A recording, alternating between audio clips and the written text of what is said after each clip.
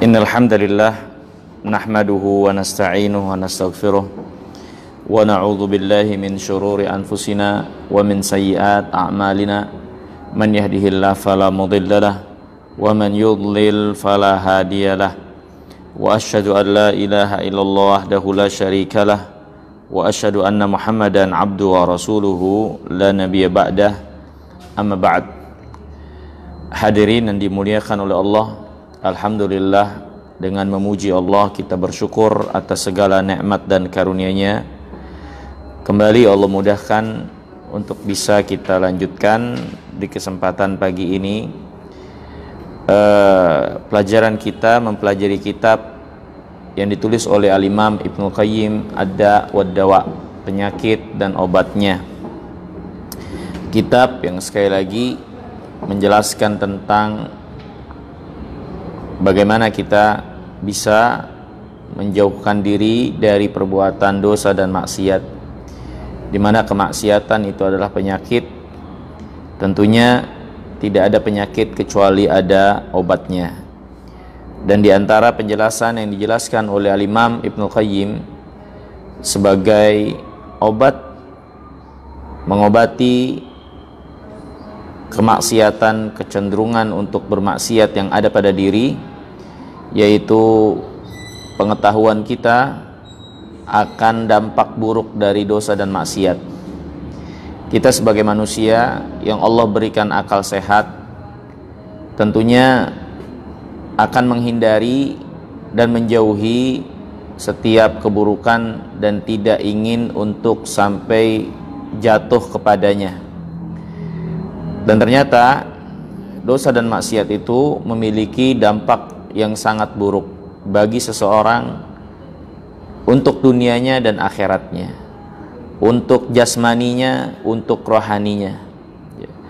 Maka semoga dengan penjelasan-penjelasan tersebut dapat menjadi suatu renungan dan kembali kepada akal sehat kita untuk bisa meninggalkan perbuatan dosa dan maksiat tersebut.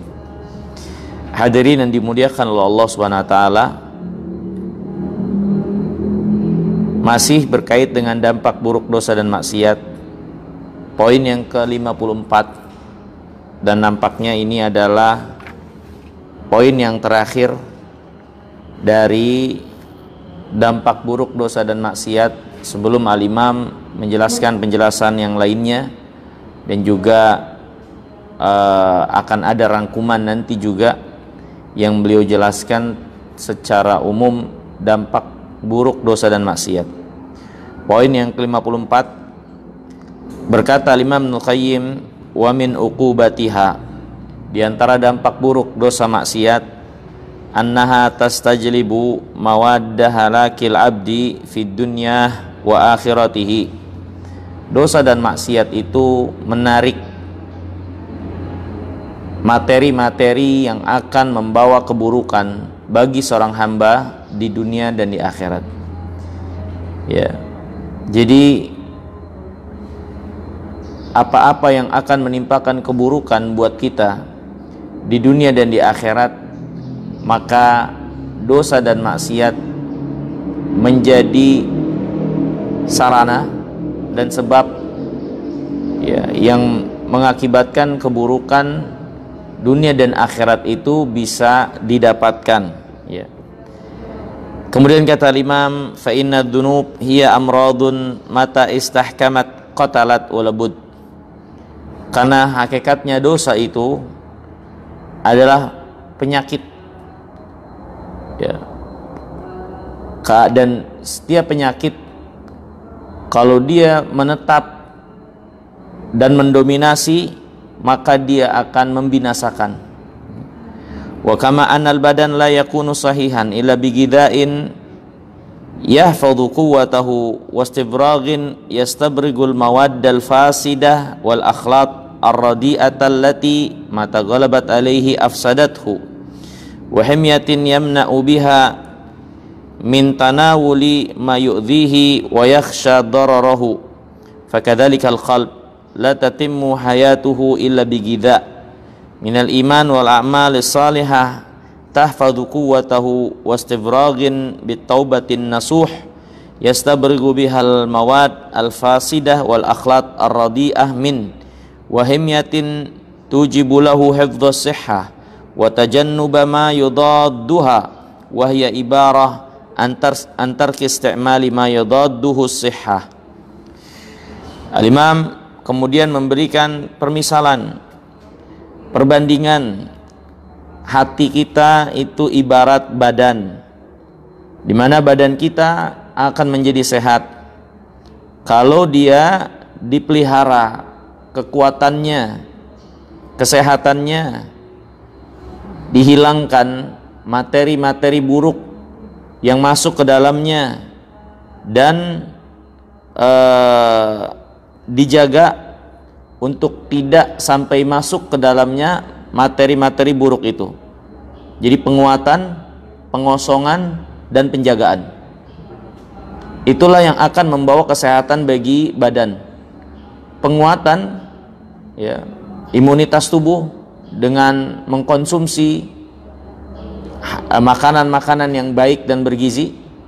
Kemudian pengosongan, yaitu penghilangan, pengosongan materi-materi buruk yang ada dalam tubuh, ya. Kemudian yang ketiga, penjagaan, menjaga tubuh ini dari kuman-kuman, virus-virus, kejelekan-kejelekan yang bisa masuk.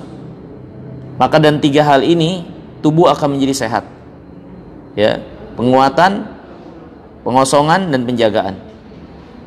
Maka demikian pula apa yang menjadi kesehatan hati kita akan menjadi sehat kalau dilakukan tiga hal ini. Penguatan hati yaitu dengan melaksanakan ketaatan, berzikir kepada Allah, sholat, dan kebaikan-kebaikan yang lainnya. Kemudian yang kedua, pengosongan dari apa-apa yang merusak dan penyakit di dalamnya dengan bertobat kepada Allah Subhanahu wa taala. Dengan bertobat kepada Allah Subhanahu wa taala untuk kerusakan-kerusakan itu hilang, lenyap dari hati. Kemudian yang ketiga, penjagaan. Dan penjagaan ini adalah dengan menjaga diri, menjaga hati dari maksiat, kemaksiatan, apa-apa yang merusak dan melemahkan hati. Maka sebagaimana badan dia menjadi sehat dengan penguatan, pengosongan, dan penjagaan, maka begitu pula dengan hati. Dan hadirin yang dimuliakan Allah, maksiat itu adalah perkara yang akan membawa penyakit, ya, merusak dan menempatkan penyakit ke dalam hati. Maka ketika seorang tidak menjaganya, betapapun dia memiliki kekuatan, maka kekuatan itu lama-kelamaan bisa jadi terkalahkan. Kalau seorang sudah terjangkiti penyakit itu di dalam diri mereka, maka mereka harus angkat penyakit itu, hilangkan, ya, dengan mereka menjauhi perbuatan maksiat itu dan bertobat kepada Allah Subhanahu wa taala.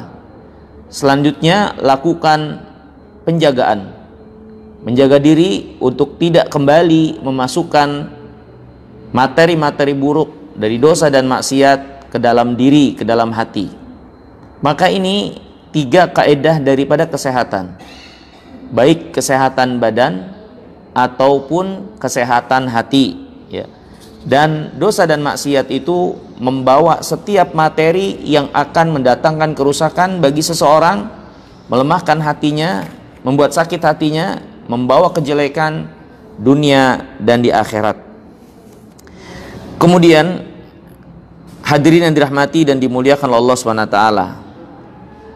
Kemudian Al-Imam Ibnu Qayyim rahimahullah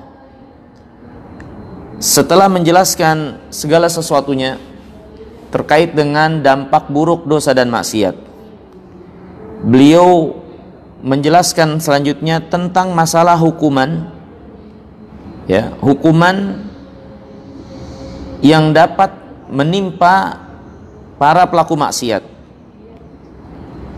Ini juga sebagai tambahan agar setiap diri mengetahui dan jera dengan mengetahui hukuman ini, dia menjadi jera untuk meninggalkan dan menjauhi dosa dan maksiat. Al-Imam mengatakan, fa illam tarda'ka hadhil uqubat wa lam tajid laha ta'thiran fi qalbik fa ahdirhu al-uqubat asy-syar'iyyah allati syara'aha Allah wa rasuluhu 'alal jaraim. Kalau dampak-dampak buruk dosa dan maksiat yang disebutkan tadi belum juga memberikan efek, pengaruh, membuatmu jadi meninggalkan maksiat, kalau tidak berefek juga, maka hendaklah engkau hadirkan dalam hatimu, hadirkan dalam dirimu akan hukuman yang datang keterangannya dari syariat bagi setiap pelaku dosa dan maksiat, dari syariat yang datang dari Allah dan Rasulnya. Maka hadirkan. Ada dosa-dosa dan maksiat itu yang memiliki hukuman tersendiri yang datang pensyariatannya dari Allah dan Rasulnya. Maka hadirkan ya hukuman ini yang semoga dapat membuat jera dan membuat diri tertahan untuk tidak memberanikan melakukan perbuatan dosa dan maksiat itu. Kemudian Al-Imam rahimahullah menjelaskan beberapa hukuman-hukuman yang datang keterangannya dari syariat bagi para atau sebagian untuk sebagian kejahatan atau dosa dan maksiat. Beliau menjelaskan sebagai contoh hukuman syariat, potong tangan bagi orang yang mencuri hanya 3 dirham. Ya, 3 dirham yang dicuri itu berakibat potong tangan. Bagaimana kalau lebih dari 3 dirham? Ya. Dan 3 dirham ini enggak seberapa. Ya, tidak seberapa. Ya, kalau 1 dirhamnya sekitar 250.000 atau 300.000, maka pencurian 900.000 ya dan ke atas ini bisa mengakibatkan dipotongnya tangan orang tersebut berdasarkan hukum Allah dan Rasulnya. Begitu pula beliau menjelaskan di sini waqat'al iyadar rajul fi qat'it tariq ala ma'sumil mal wan nafs. Seorang pun dapat dipotong tangannya karena dia jadi pembegal yang mengancam keselamatan orang lain di dalam perjalanan mereka, di tempat mereka lalu lalang, dengan mengambil hartanya, merampas hartanya, merampok hartanya di tengah jalan, maka dia bisa dipotong tangannya, para pembegal itu. Wasyaqqal jild bisaut ala kalimatin qadhafa biha il-muhsan. Ada dalam hukuman syariat seorang terkena hukum cambuk hanya dengan sebab satu kata dari tuduhan zina kepada seorang yang menjaga kehormatannya, yang tuduhan itu tidak ada buktinya, maka dia bisa terkena hukum cambuk. Ya. Au qatrati khamrin, atau 1 tetes khamr, itu pun dapat berakibat hukum cambuk yang didapatkan oleh peminumnya. Ya. Wa qatla bil hijarah asna'a qatlatin fi ilajil hasyafa fi far haramin, di rajamnya seseorang sehingga mati hanya gara-gara memasukkan satu bagian daripada dagingnya ke tempat yang haram. Ini perzinahan. Ya, dia sampai dirajam sampai mati, di antara bagian hukumannya. Ya. Kemudian kata Imam, walaupun diringankan hukuman itu bagi orang-orang yang belum pernah merasakan pernikahan dengan dicambuk kemudian diasingkan selama setahun, ya, bagi laki-laki dan perempuan yang belum pernah merasakan pernikahan, mereka berzina, maka hukumannya cambuk 100 kali kemudian diasingkan selama 1 tahun. Ya. Kemudian Al-Imam menjelaskan di antara hukuman syariat ya, seorang dipenggal, dipisahkan antara kepala dengan badannya kalau mereka melakukan perzinahan, ya. Idza waqa'a 'ala dzati rahimin muharramin min, melakukan perzinahan kepada orang yang memiliki hubungan rahim, kakak adik, anak dengan orang tua, ya. Kemudian autar ke salat al-mafruḍah, seorang meninggalkan salat wajib, ini pun diantara hukumannya dipotong atau dipenggal kepalanya setelah sebelumnya dia diminta bertobat untuk melaksanakan salat. Au takallama bi kalimati kufrin, seorang mengucapkan satu kalimat kufur yang membuat dia keluar dari Islam, mengucapkan dengan penuh kesadaran, maka dia dibawa ke meja pengadilan. Kalau dia nggak mau menarik perkataannya tersebut, maka bisa dihukum, dipisahkan antara kepala dengan badannya, ya. Kemudian juga di antara hukuman syariat juga hukuman bunuh, ya, bagi orang yang melakukan homoseksual, ya. Bahkan wa qatalal maf'ula bihi, ya. Pelaku homoseksual itu hukumnya bunuh, baik yang menjadi laki-laki atau yang menjadi perempuannya, ya. Dan juga ada hukuman bagi orang yang menyetubuhi haiwan. Nah, ini hukumnya bunuh juga, ya, dari hewan ternak atau yang lainnya. Bahkan Nabi yang mulia alaihissalam pun pernah menginginkan untuk membakar rumah-rumah orang yang tidak mau mendatangi sholat berjamaah dan lain-lain dari hukuman syariat bagi sebagian pelaku kejahatan, ya, bagi sebagian pelaku kejahatan. Nah, ini hadirin yang dirahmati dan dimuliakan oleh Allah Subhanahu wa taala. Kita akan sebutkan di sini dan jelaskan dari penjelasan Al-Imam Ibnu Qayyim betapa hukuman syariat itu adalah hukuman yang benar-benar sesuai, yang akan memberikan efek jera, ya, dan hukuman yang tegak dengan keadilan, di mana hukuman ini jika ditegakkan benar-benar akan menciptakan kebaikan yang besar, akan menutup pintu keburukan yang sangat banyak yang terjadi dengan sebab dosa dan maksiat itu. Al-Imam Ibnu Qayyim rahimahullah akan menjelaskan sisi hikmah hukuman syariat itu.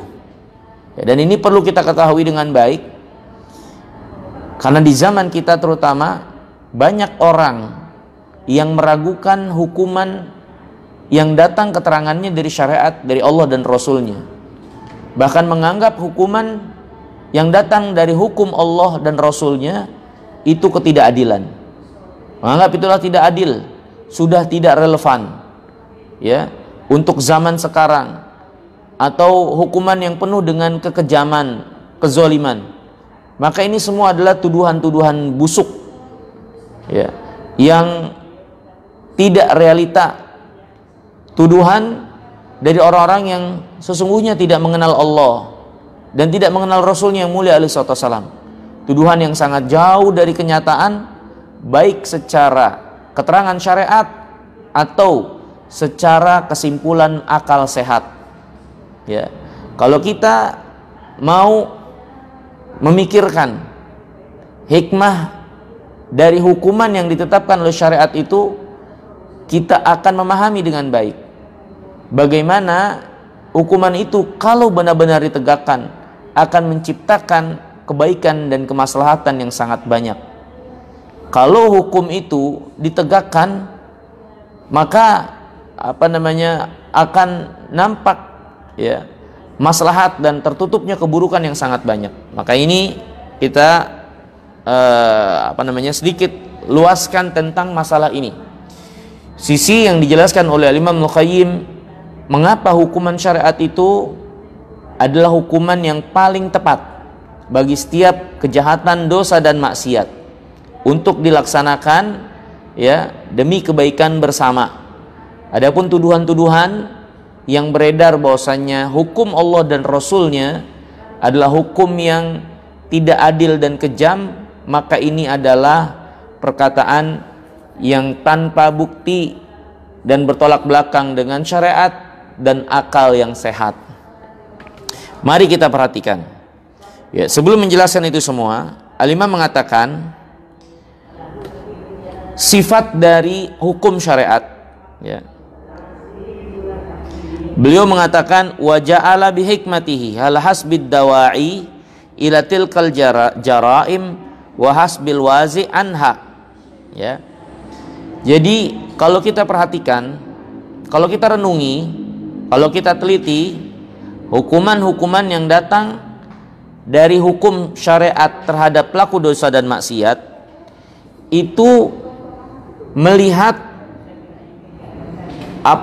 faktor pendorong maksiat itu dan melihat faktor penghalang untuk berbuat maksiat.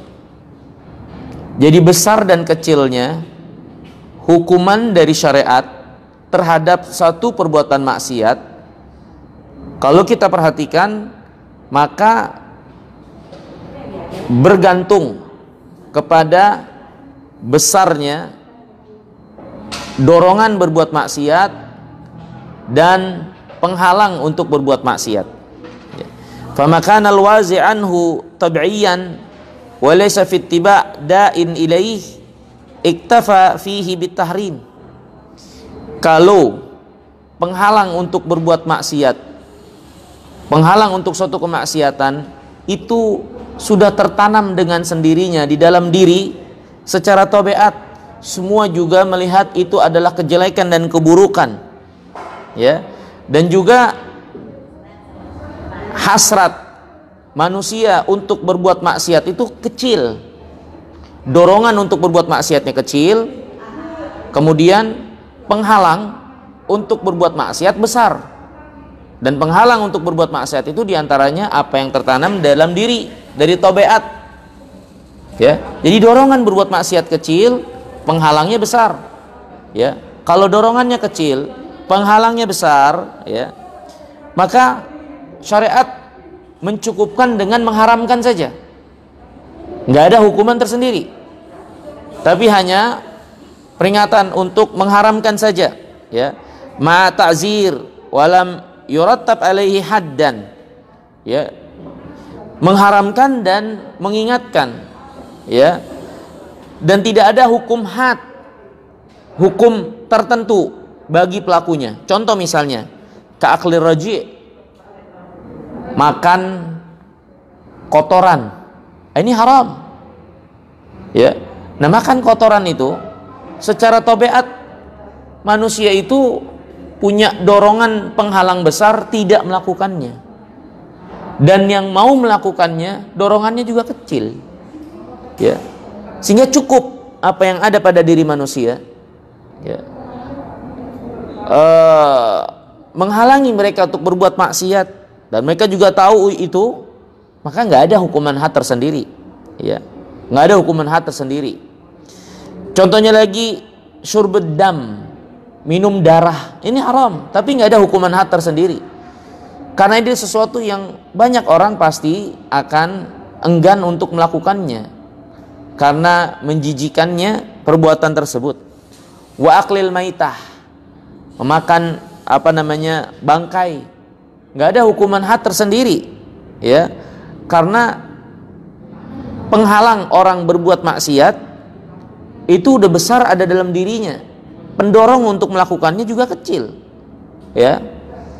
Nah, kemudian kata Imam, wa makana fit tiba' da'in ilaih rattaba alaihi minal uqubah biqadri mafsadatih. Tapi kalau diri itu punya dorongan berat untuk berbuat maksiat, maka hukuman itu senilai dengan keburukan yang terjadi.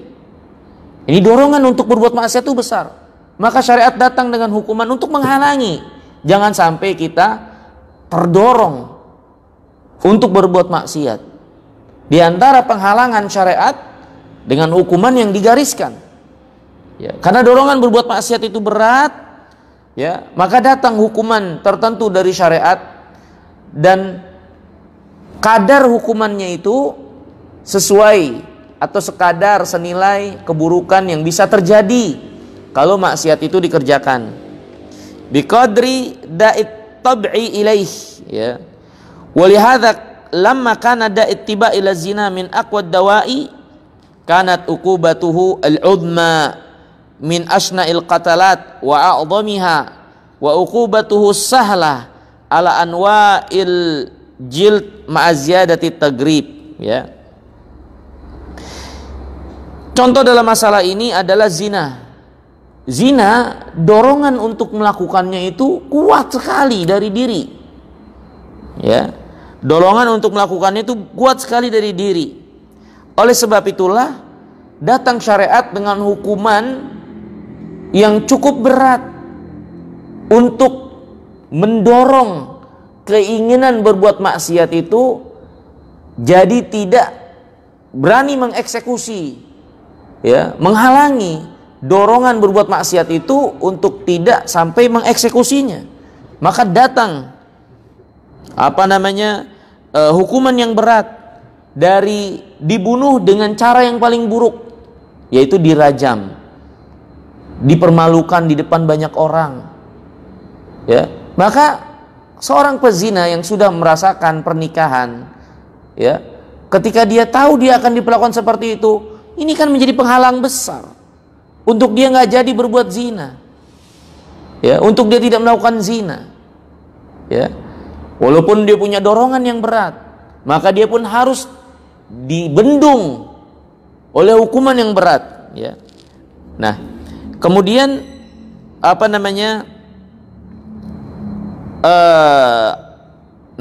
tapi dibedakan antara pezina yang sudah merasakan pernikahan dengan pezina yang belum merasakan pernikahan. Pezina yang sudah merasakan pernikahan, dia tahu yang namanya zina itu hanya sesaat, ya, kelezatan sesaat yang dia rasakan, nggak lama. Walaupun dorongan besar, tapi dia nggak mau sabar menahan diri dari kelezatan sesaat itu, maka jadilah hukumannya paling berat. Itu hukumannya dirajam. Nah, ada orang-orang yang belum pernah merasakan pernikahan, dia nggak tahu apa itu hubungan badan seperti apa. Dorongan maksiatnya berat, tapi karena dia nggak tahu kelezatan sesaat yang hanya didapatkan dari zina, maka hukuman dia lebih ringan, yaitu dicambuk 100 kali, diasingkan setahun. Nah, pembedaan ini diperhatikan oleh Al-Imam Ibnu Qayyim. Kenapa sampai dibedakan pezina yang telah merasakan pernikahan dengan pezina dari bujang dan perawan, ya, itu dibedakan, ya. Dari sisi dia perzinahan punya dorongan kuat seorang berzina, tapi si muhson yang pernah merasakan pernikahan ini, maka dia tentu tahu yang namanya hubungan bersetubuh itu hanya mendapatkan nikmat sesaat, ya, nggak lama, tapi dia nggak mau tahan. Maka akhirnya yang tidak bisa mengendalikan diri untuk sesuatu yang dia sudah tahu bahwasanya itu nggak ada artinya apa-apa, maka ini lebih berat lagi. Tapi bagi para pemuda yang memang dorongan maksiatnya lebih berat, ya, dan dia juga belum tahu tentang kenikmatan bersetubuh itu, maka diringankan karena ketidaktahuannya. Jadi porsinya ini disesuaikan. Ini diantara bagian hikmah kalau kita memikirkan, kita akan semakin terperangah, takjub akan hukum yang datang dari syariat yang mulia ini.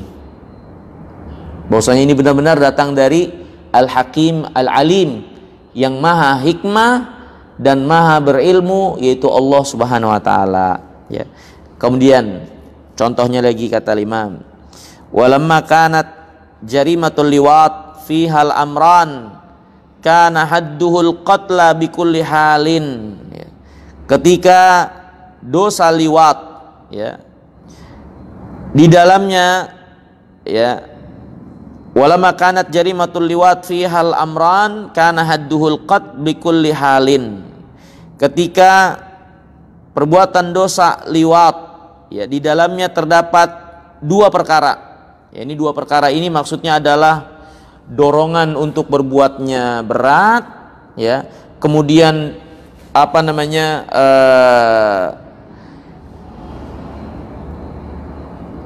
diri itu sebetulnya juga punya apa namanya, penghalang untuk melakukannya. Tabiat itu menolak. Ya, bagaimana ada tabiat manusia akal sehatnya terima memasukkan sesuatu ke dalam tempat kotoran, ya, walaupun itu ada dasar hawa nafsunya, ya, karena orang yang melakukan liwat dia memiliki hawa, ya, tapi di satu sisi tabiat itu sebetulnya nggak terima karena tempat dia bercocok tanam itu adalah tempat kotoran, ya, maka jadilah hukuman bagi pelaku liwat buruk dari hukuman yang Allah timpakan kepada mereka, kepada kaum Lut, ya. Makanya kita pernah menjelaskan bagaimana para ulama berselisih pelaku liwat itu kalau kena hukuman mati, matinya kayak apa? Apa dilempar dari tempat yang tinggi, ya, atau ditimpakan bangunan, atau ditimpakan apa namanya bebatuan, ya, atau dirajam, atau cukup dibunuh dengan pembunuhan yang paling apa namanya mudah, dipenggal kepalanya. Berselisih para ulama karena Allah SWT ternyata menimpakan azab bagi kaum Lut dengan azab yang bertumpuk. Allah angkat tempat mereka berdiri, hujani batu, Allah balikan mereka, kemudian tenggelamkan ke dalam tanah lagi, ya kan, naikkan, teruskan, apa namanya, dijatuhkan dari tempat yang tinggi, tenggelamkan dan ditibankan tanah lagi. Ini hukuman yang sangat berat bagi kaum Lut, ya, menunjukkan bahwasanya perbuatan mereka itu sangat jelek dari sisi tabiat. Mereka melakukan sesuatu yang menjijikan yang harusnya bisa tahan, ya, dan dorongan untuk syahwatnya juga kuat. Maka datanglah hukuman yang berat untuk menghalangi perbuatan yang sangat buruk itu. Contohnya lagi, wala makana da'is sariqah qawiyan wa mafsadatuha kadzalik kuti'a fi haliyat. Ketika dorongan untuk berbuat pencurian itu besar, siapa di antara kita yang nggak doyan harta, yang nggak suka materi uang? Apalagi ketika ada kesempatan, nggak ada yang ngeliat, ya, di situ ada uang yang sangat banyak. Siapa yang nggak terdorong untuk mengambilnya? Maka ketika dorongan untuk berbuat maksiat itu besar, untuk berbuat pencurian itu besar, dan juga keburukannya pun besar. Karena dengan seorang mencuri akan terjadi fitnah di tengah-tengah manusia, saling mencurigakan siapa yang mencuri ini. Karena pencurian yang dimaksud di sini adalah mengambil sesuatu dari tempatnya yang seharusnya secara diam-diam. Mengambil sesuatu dari tempat seharusnya secara diam-diam. Ya, adapun mengambil barang orang lain yang ditempatkan sembarangan itu tidak masuk dalam bab ini. Yang dinamakan sariqah adalah mengambil sesuatu dari tempat yang terjaga yang seharusnya secara diam-diam. Ya. Maka ketika pencurian itu terjadi akan tercipta fitnah, orang saling tuduh, tercipta ketidakamanan. Maka karena keburukannya berat bisa menimpa masyarakat, hukumannya potong tangan. Di mana yang ketahuan akhirnya mencuri, yang tadinya mereka lakukan diam-diam, aibnya terbuka. Dia berjalan di masyarakat dalam keadaan tangannya terpotong. Bukankah ini memberi efek jera? Kalau seorang pencuri tahu ketika dia mencuri bahwasanya keadaan dia akan hidup penuh dengan aib, terkena hukuman potong tangan, dia nggak bakal jadi mencuri. Dia nggak bakal jadi mencuri. Karena kalau dia ketahuan itu mencuri, selanjutnya sepanjang hayatnya, ya, dia hidup dalam keadaan mukanya itu penuh dengan kotoran. Orang tahu dia itu maling. Ya. Maka ini, ya, bagaimana hukuman yang penuh dengan hikmah dalam syariat ini. Kemudian kata Imam Ibnu Qayyim, wa ta'ammal hikmatahu fi ifsadil udwi alladhi bashara al-'abdu bihil jinayah. Dan perhatikanlah bagaimana hukuman yang ditimpakan oleh syariat itu kepada anggota tubuh yang menjadi pelaku langsung. Yang menjadi pelaku langsung. Ketika pencurian, yang menjadi pelaku langsung siapa? Tangan. Maka tangan yang dihukum, bukan kaki, bukan mata. Ya. Maka di sini hikmah tentunya. Karena hukuman itu ditimpakan kepada pelakunya dan tidak melampaui batas yang bukan pelakunya secara langsung. Kama afsada ala qati'it tariq yaduhu wa rijlahu allataini huma ala tuqat'ihi. Demikian juga para pembegal. Ya, di antara hukumannya tergantung dari berat pembegalan yang dilakukan, itu bisa dia potong tangan dan kaki. Karena ketika dia membegal, melakukan perampokan di tengah jalan, itu kan dia melakukan dengan kakinya, dia berjalan, dia mengusahakan, dia mencegat, kemudian dia mengambil, merampas, merampok. Akhirnya hukumannya dipotong tangan kakinya secara silang. Ya. Yang kanan tangan kanannya, yang kiri kakinya, atau sebaliknya. Tangan kirinya dan kaki kanannya. Ya. Walam yufsid 'alal qadhib lisanahu alladhi jana bihi id mafsadatu qat'ihi tazid ala mafsadatil jinayah wala tablughuha. Perhatikan. Tapi bagi para orang yang suka menuduh orang baik-baik dengan zina, nggak ada hukuman potong lidah. Nggak ada hukuman potong lidah, tapi hanya cambuk. Nggak ada hukuman potong lidah. Padahal lidah itulah yang menjadi pelaku langsung dari anggota tubuh si penuduh. Ya. Tapi kenapa? Untuk dosa-dosa seperti pencurian, begal, bagian tubuh langsung yang menjadi pelaku yang terkena hukuman. Tapi menuduh seorang baik-baik dengan zina, lisan itu tidak terkena hukuman potong lisan. Kata Imam, dikarenakan kalau lisan itu dipotong, maka seorang mendapatkan hukuman yang lebih berat dari perbuatan yang dia lakukan. Ya. Seorang ketika dihukum potong lisannya, maka hukuman bagi dia itu lebih berat daripada dosa yang dia lakukan dari menuduh zina orang yang baik-baik. Ya. Maka syariat mencukupi dengan mencambuk anggota tubuh yang lain dan tidak memotong lisan. Karena kalau dipotong lisan, ini hukumannya jadi berlebihan. Mafsadah bagi si pelaku kejahatan melampaui dari kadar dosanya, dari kadar kejahatannya, sehingga lisan nggak dipotong. Ya, maka perhatikan bagaimana ragam macam hukuman dari syariat itu ternyata pada tempatnya. Ya, dan benar-benar kalau kita dalami, itu bukan sekedar hukuman, tapi itulah hukuman untuk memberi efek jera sebagai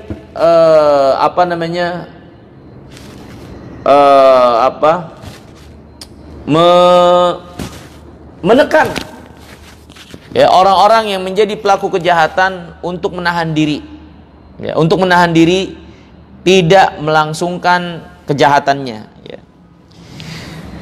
Kemudian kata Imam Al-Qayyim di sini, fa in qil, kalau ada yang berkata, fa hal afsada ala zani farjahu allati bashara bihil ma'siyah. Kenapa para pezina itu yang terkena hukuman dari tubuhnya bukan kemaluannya? Padahal pelaku dari perzinahan itu dari anggota tubuhnya secara langsung adalah kemaluannya. Kenapa bukan kemaluannya yang langsung dikenakan hukuman?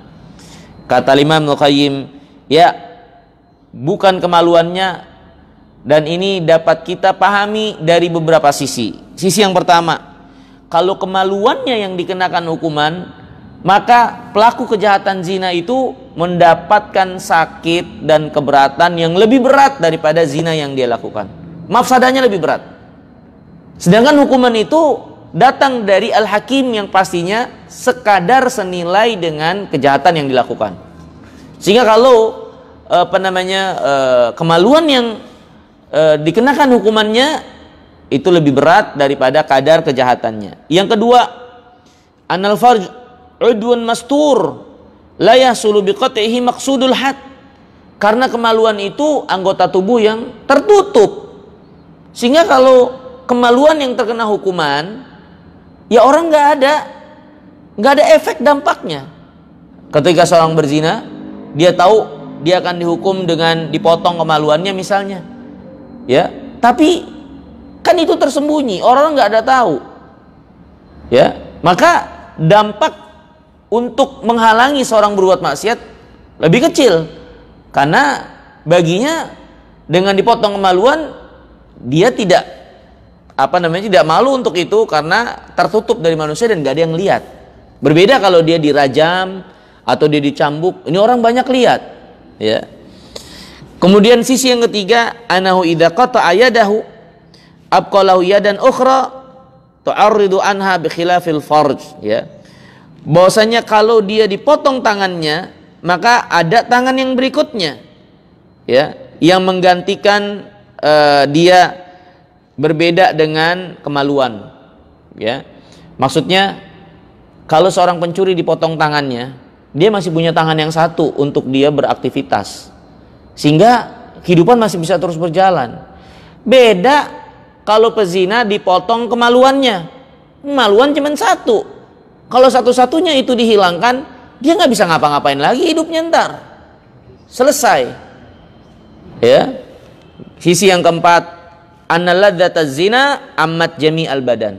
Sisi yang keempat, sesungguhnya kelezatan zina itu, walaupun kemaluan yang menjadi pelakunya, tapi kelezatan itu adalah kenikmatan yang dirasakan seluruh anggota badan.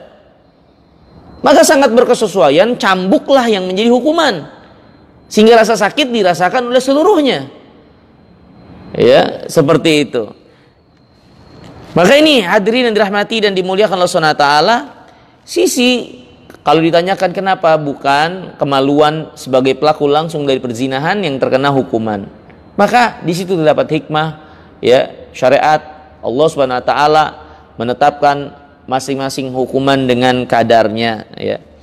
Maka kata Imam Al-Qayyim rahimahullah, fa uqubatu asy-syari' ja'at ala atammil wujuh. Hukuman syariat datang dengan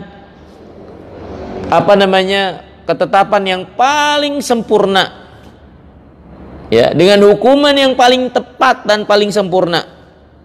Wa aufaqiha lil aqal, dan paling berkesesuaian dengan akal.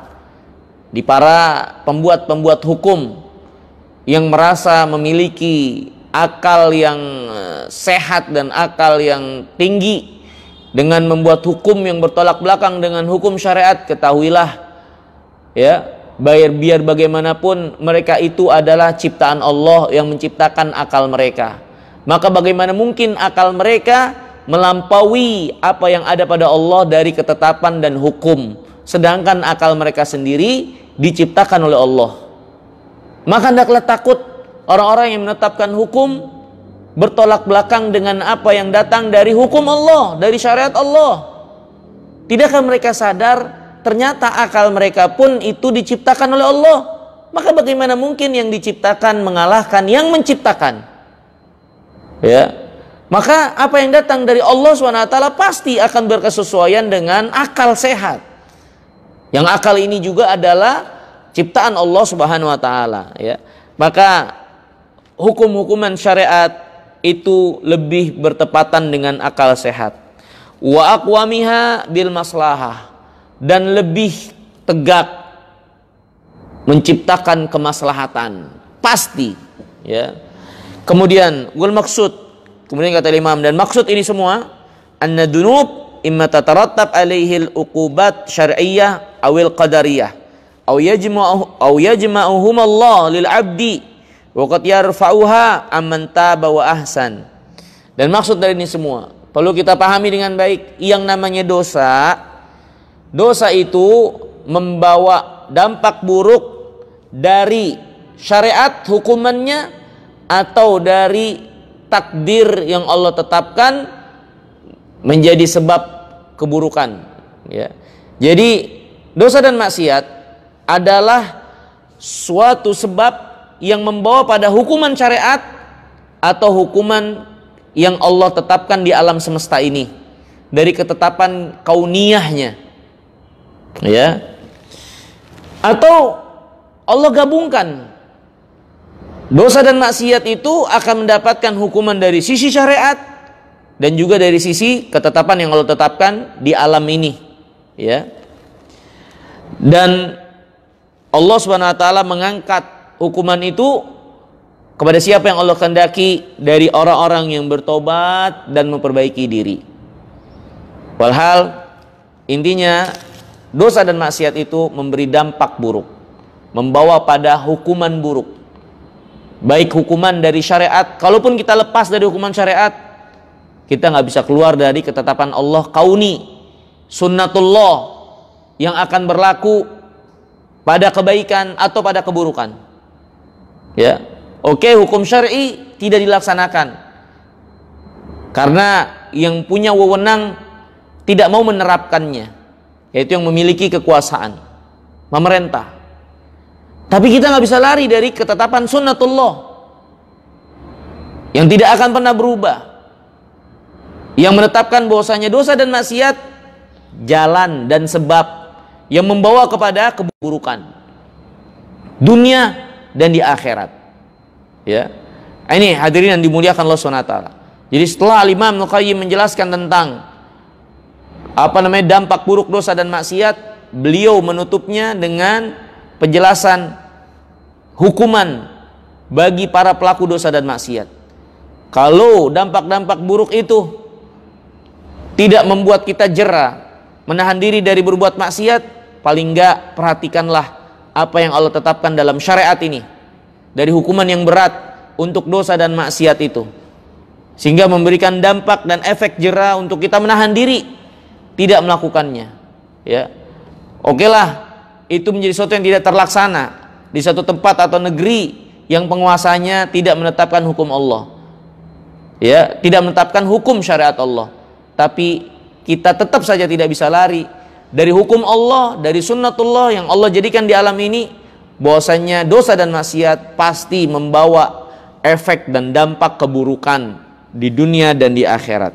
Makanya selanjutnya Al-Imam Ibnu Qayyim rahimahullah itu menjelaskan wa uqubatud dzunub nau'an, ya. Akibat buruk daripada dosa ada dua, ya. Ada yang sifatnya syar'i, ada yang sifatnya qadari, ya. Ada ketetapannya dari syariat, dari dampak buruk itu ada, ini adalah apa yang menjadi takdir ketetapan sunnatullah dari akibat buruk dosa dan maksiat, ya. Kemudian kata Imam, fa idza uqimatish syar'iyyah rafa'at al-uqubat al-qadariyah au khaffafatha. Dan diantara sifat penegakan Allah akan dampak buruk dosa dan maksiat kepada hamba, kalau hukum syariat ditegakkan, maka hukum yang menjadi sunnatullah itu Allah angkat atau diringankan.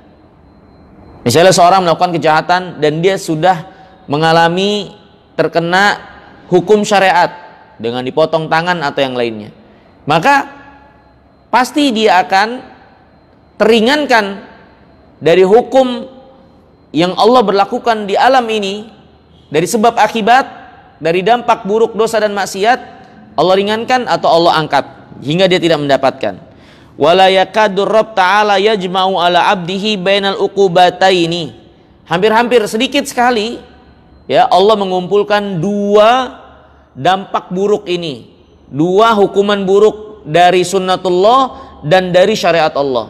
Hampir-hampir tidak ada Allah kumpulkan dua dampak buruk itu.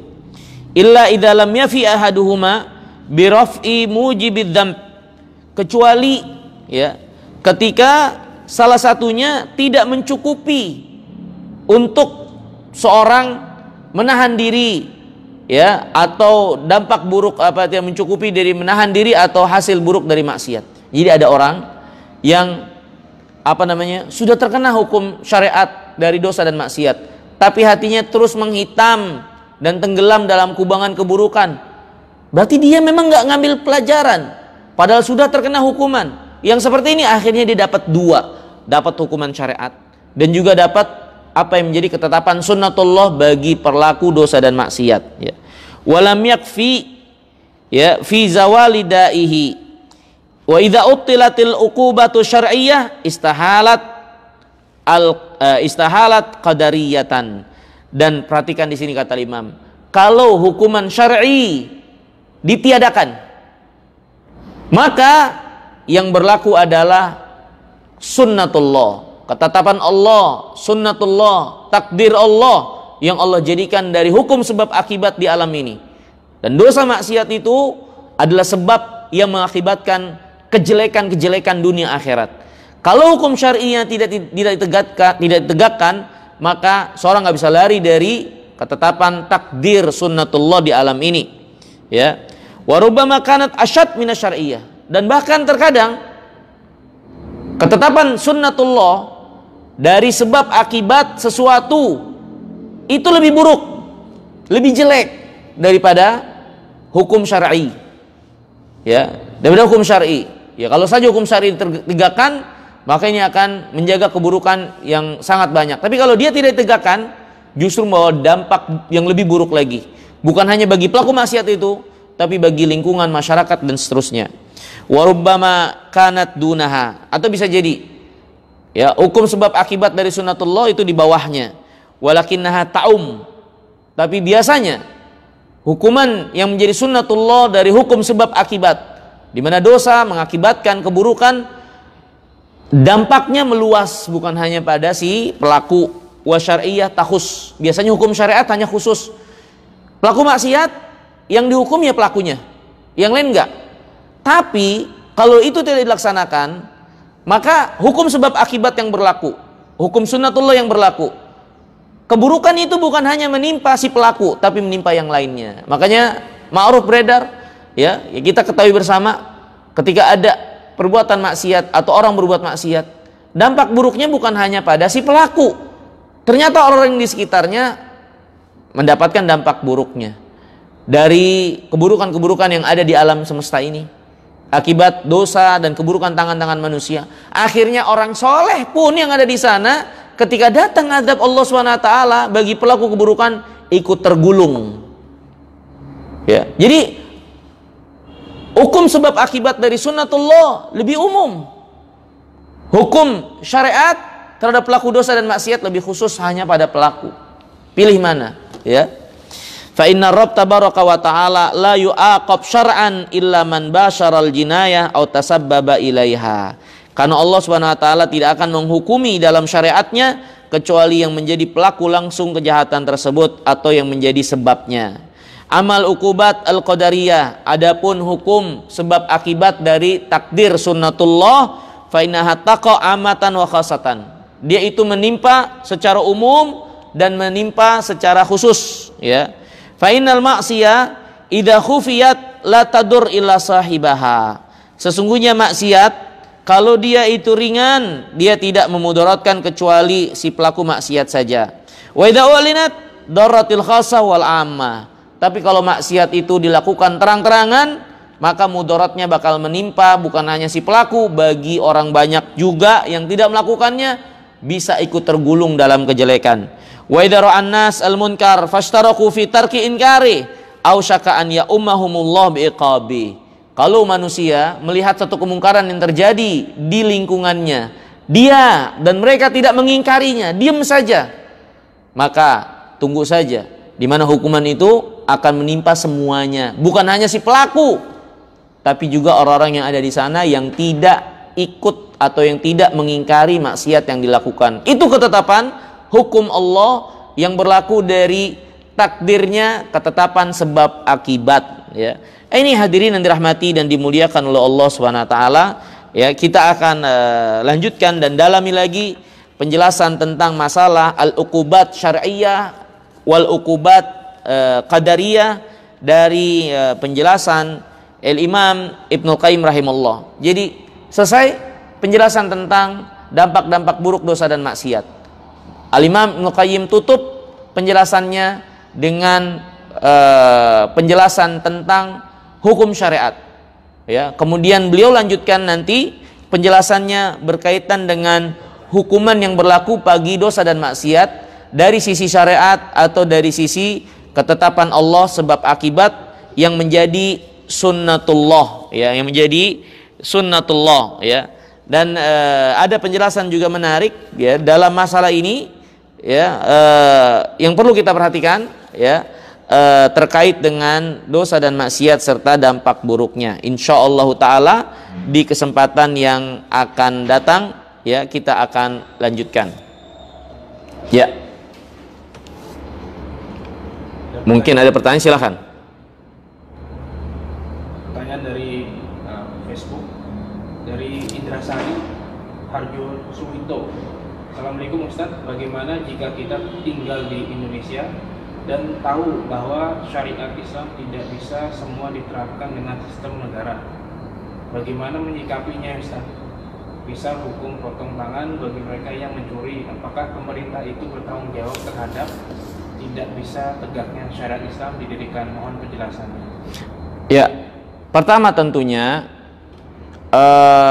masing-masing harus kita tempatkan pada tempatnya.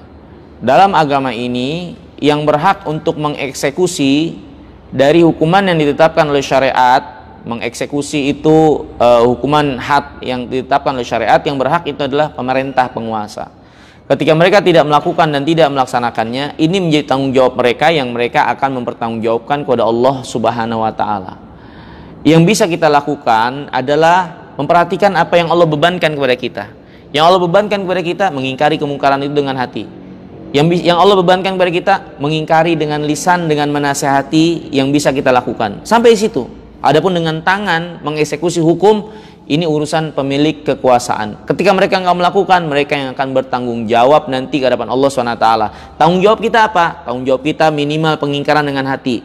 Kalau punya kemampuan pengingkaran dengan lisan, menasehati dan mengingatkan, itu pun harus kita lakukan, nggak boleh kita lewatkan. Nah, ini yang harus kita perhatikan, ya. Yang harus kita perhatikan apa yang akan kita bawa diri kita ke hadapan Allah SWT dari pertanggungjawaban, ya. Nah, kalau kita apa yang dilakukan juga dari pemerintah yang tidak mengeksekusi, itu yang merupakan kekeliruan dan kesalahan bagi orang-orang yang memiliki kemampuan, ya, mampu untuk sampai bisa menasehati, menyampaikan nasihat ini kepada mereka, maka mereka juga wajib untuk menasehati. Bahwasanya apa yang dilakukan dengan tidak menerapkan hukum yang Allah tetapkan, ya, dari hukum syariat ini bagi pelaku kejahatan, itu adalah kejahatan juga. Itu pun harus diingkari, ya. Dan orang yang bisa menasehati harus menasehati. Bagi kita yang nggak bisa menasehati karena keterbatasan, ya cukup bagi kita mengingkari dengan hati. Bagi yang bisa menasehati dengan hati, dengan lisan, dengan menasehati dan menjelaskan tentang hakikat syariat ini, maka mereka punya kewajiban untuk itu. Jadi masing-masing tempatkan pada tempatnya. Di mana tempat kita, di mana tempat kita sebagai orang umum, di mana tempat seorang itu sebagai ulama, ya, di mana orang itu tempatnya sebagai umara, ya, masing-masing ditempatkan pada tempatnya dan tidak boleh saling melangkahi dan melampaui batas pada apa yang Allah bebankan kepada masing-masingnya. Wallahu taala alam bisawab. Seorang hamba yang sudah bertaubat, apakah hukum syariah dan qadariyahnya bisa hilang? Iya, bisa hilang. Bisa hilang. Bahkan di antara kemurahan Allah yang Allah sebutkan dalam surah Al-Furqan, Allah ganti keburukannya itu dengan kebaikan.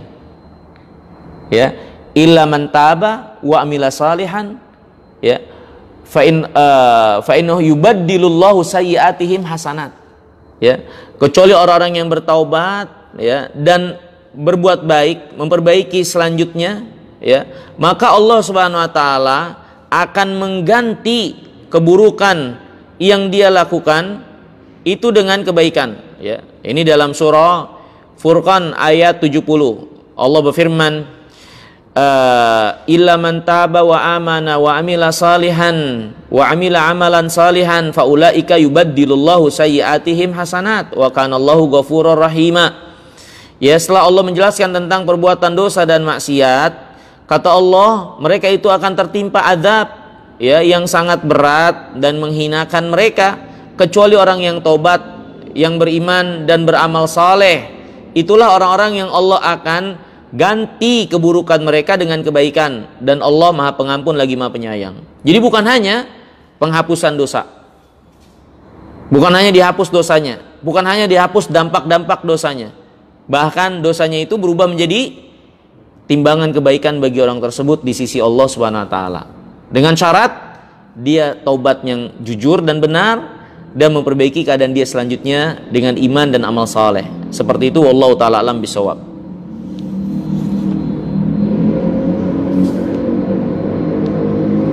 Ada lagi? Mungkin kita cukupkan dulu sampai di sini. Terima kasih banyak atas perhatiannya. Semoga Allah SWT merahmati kita, memberikan kekuatan bagi diri kita untuk meninggalkan maksiat, menjadikan rasa takut kepada Allah SWT untuk kita meninggalkan maksiat, dan semoga Allah memudahkan kita untuk mencintai keimanan, kebaikan dan amal saleh. Innahu waliyyu dzalika wal qadiru alaih. Wa sallallahu nabiyina Muhammadin wa ala alihi wasallam wa akhiru da'wana alhamdulillahi rabbil alamin. Wassalamualaikum warahmatullahi wabarakatuh.